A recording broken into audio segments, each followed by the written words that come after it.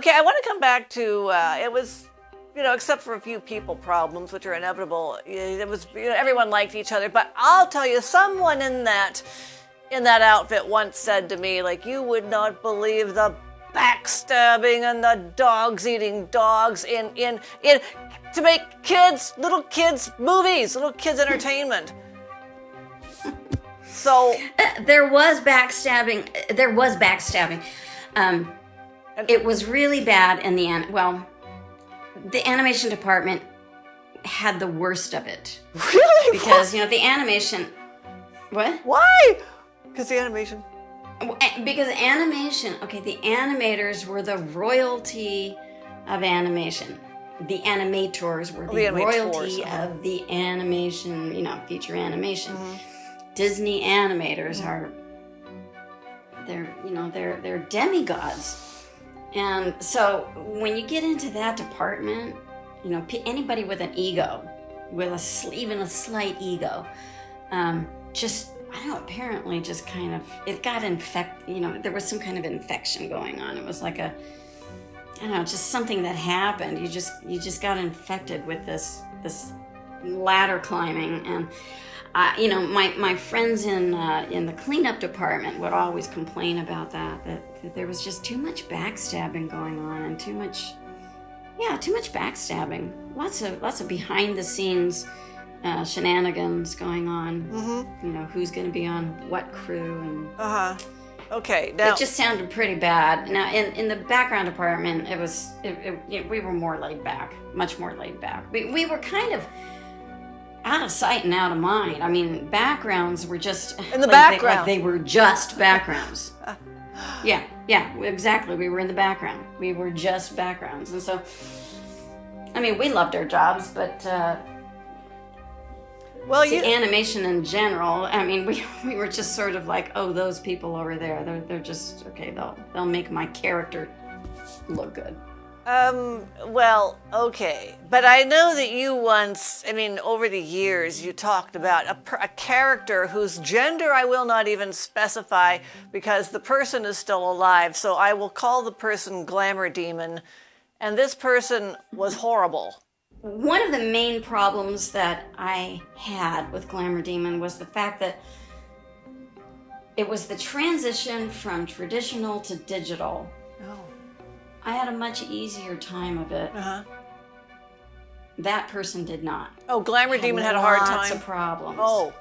Lots of problems. All right, so Glamour Demon was a damn idiot about computers. Glamour Demon couldn't... Had a much harder learning curve. Much tougher learning curve. Yeah. Yeah, there were some meetings that got pretty icy. This one meeting, there were several of these, but there was this one in particular when the company was saying that they were not going to fold Photoshop into the new CG pipeline. They wanted to use their own in-house software that they had written, and they thought that they could just use that. They had written some software that was very clunky. Sure. They had thrown it together really quickly. Uh-huh.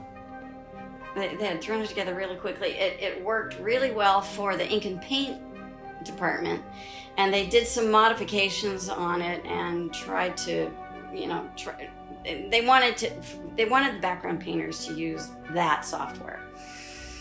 I had already been up to speed on Photoshop because I was done with Dinosaur. Mm-hmm. And I learned this whole digital and whole live action, the lingo and the operation, the whole system.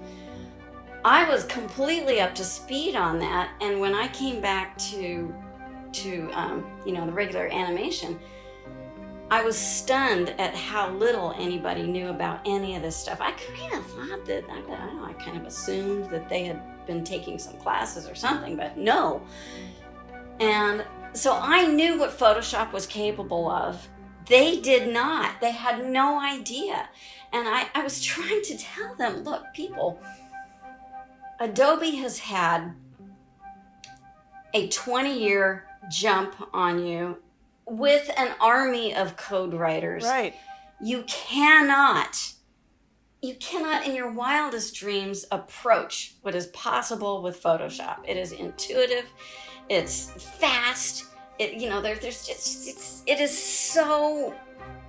was just bizarre that this conversation was even happening in the first place to me, because Photoshop was so far and away. I was just hands down, the application to use. They wanted to use this clunky, that they spent a lot of time on it. They had, a couple of guys writing it, and more power to them. They got something put together, glued together in time for, something to happen. But it was such a pain trying to explain this to them. And so this person that we're talking about was on one side, with a couple of other people, and there was me. Oh my God. And there was there was me. There were 3 of us who knew anything about Photoshop, and there were, I don't know, probably 6 or 7 who didn't know anything about Photoshop. They were comfortable with this other program, which really was. It was so inferior. It was just inferior in every single way to Photoshop. We had to use it, though, on... there was no time, actually, to fold Photoshop, to get Photoshop into the pipeline on Home on the Range. Oh. So we ended up having to use that program, and it was difficult. Well, anyway. Did you ever... Like in this meeting, I was a threat. I was a threat to Glamour Demon, and also, frankly, to the other 2. I was a threat to the other, however many, 6 or 7 people there, who didn't understand anything about Photoshop, and they were looking at this whole new world filled with zeros and ones that they knew nothing about. Okay, so you had and it was scary to them. It was scary to them. So you had to use the Disney the Disney in-house product for Home on the Range. For the next product, for the next project, did they get up to speed with Photoshop? It was right after that they got Photoshop moved in, because it was just ridiculous. I mean, by that time, everybody knew. Home on the Range was known to be the last traditionally animated film, although it still was scanned in, and Home on the Range was the very, very final film where hand drawn or hand done anything was still used. So after Home on the Range, then it was all digital after that. It was all digital. Yeah. And so they didn't, Home on the Range, again, it was one of those films where they just, like, at the very, they were searching around for a story, fixing it and trying to fix it here and there, and the story never really congealed, and it was in theaters for 10 minutes or something. Yeah. And they just didn't, they kept it very low. They didn't hype it. At all. They didn't market it. They barely marketed it at all. And because they didn't, the studio just did not want it to be known that they were killing off traditional hand-drawn animation. It was dead after that. I mean, it was a done deal. I always say, traditional animation was born and flowered and died in the 20th century. It is strictly a 20th century art form. And Disney didn't want people to know that because they knew that there was a sort of romance about hand-drawn animation, and they didn't want people to know that this was all we're cheating on computers. Yes. Oh, okay.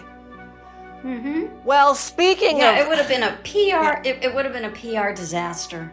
That brings me to a little something. Disney was not entirely aware of the value of its physical, artistic assets.